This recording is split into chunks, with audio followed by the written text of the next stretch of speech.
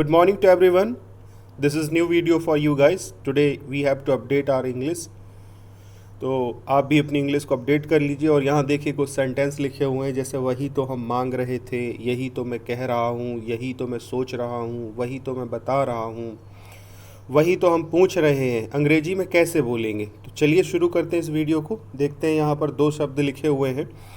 यहाँ पर जो शब्द लिखा हुआ है दिस इज़ वॉट, तो याद रखना है आपको कि दिस इज़ वॉट का मतलब होता है यही तो, और दैट इज़ वॉट का मतलब होता है वही तो। इनका यूज़ करके आपको आगे सेंटेंस बनाने हैं। सेंटेंस यहाँ देख लेते हैं। जैसे सेंटेंस लिखा हुआ है कि वही तो हम मांग रहे थे, तो यहाँ पर जो वर्ड आया है मांगना, मांगने का मतलब होता है आस्क फॉर। तो याद रखेंगे आस्क फॉर मतलब होता है आस्क फॉर। आस्क फॉर का मतलब होता है मांगना। जैसे अब जब भी जैसे कोई पानी मांग रहा है या घर में कॉपी किताब मांग रहा है या खाने को मांग रहा है, तो मांगना जो शब्द आता है उसके लिए आपको आस्क फॉर एक क्रिया का यूज़ करना पड़ेगा, आस्क फॉर। तो याद रखेंगे। ओके, अगर यहाँ पर आप बैग वर्ड का यूज़ कर देंगे, जैसे BEG बैग होता है, तो ये बैग वर्ड यहाँ पर यूज़ नहीं होगा, क्योंकि बैग मतलब मांगने और भीख मांगने से होता है, यानी गिड़गिड़ाना कुछ होता है। तो नॉर्मल एक चीज़ है जैसे मांगना, तो उसके लिए आपको आस्क फॉर का यूज़ करना होगा। ठीक है, तो वही तो हम मांग रहे थे, तो दिस इज़ वॉट, सॉरी ये कहाँ चला गया सेंटेंस।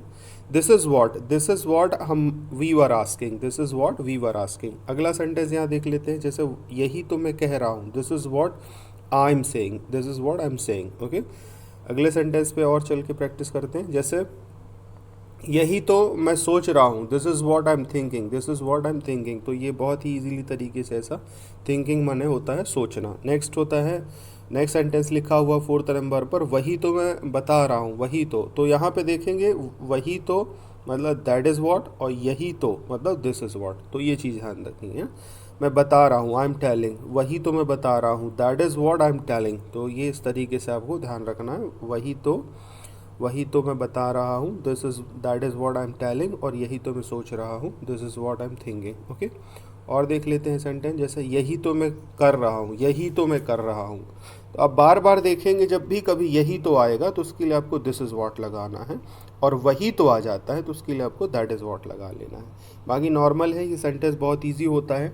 इस तरह से कभी कभी बीच में यूज़ हो जाता है आपके कन्वर्सेशन पे, तो आपको ये ध्यान रखना है। यही तो मैं कर रहा हूँ, this is what I am doing, वही तो हम पूछ रहे हैं, that is what we are asking. Okay, कुछ एग्जांपल्स हैं जो मैं आपको दे रहा हूँ, इनको आपको ट्रांसलेट करके अपनी कॉपी में देख लेना है, और मुझे कमेंट बॉक्स में कमेंट करके भी बताना है अगर आपको अच्छा लगता है ये वीडियो तो। ठीक है, कैसा लगा मुझे ये भी बताइएगा। जैसे आपको इससे क्या सीखने को मिल रहा है, कुछ नया आप सीख भी पा रहे हैं कि नहीं, तो आप मुझे ये भी सूचित करेंगे। This is what I can do, ये सेंटेंस आपको ट्रांसलेट करना है। इस सेंटेंस को आपको हिंदी में ट्रांसलेट करके बताना है। और this is what I have to do, इस सेंटेंस को हिंदी बताना है, इस सेंटेंस की हिंदी बताना है, this is what I want to do. और ये जो दो सेंटेंस आप देख रहे हैं यहाँ पर, दो सेंटेंस, तो इन दो सेंटेंसों की आपको मीनिंग बतानी है इंग्लिश में ट्रांसलेट करके, कि वही तो आपको करना चाहिए था, और यही तो आपको बताकर जाना चाहिए था, यही तो आपको बताकर जाना चाहिए था, वही तो आपको करना चाहिए था, वही तो आपको करना चाहिए था। Like this. तो इन सेंटेंसों को कोशिश करिए ट्रांसलेट करने की। बस एक बात याद रखना है लास्ट में कि दिस इज़ व्हाट मतलब होता है यही तो, और दैट इज़ व्हाट मतलब होता है वही तो। इसके अलावा इससे आपको बहुत सारी मदद मिलेगी इंग्लिश स्पीकिंग पे। ठीक है, चलते हैं, मिलते हैं नेक्स्ट वीडियो में। Tata, bye bye, love you to all.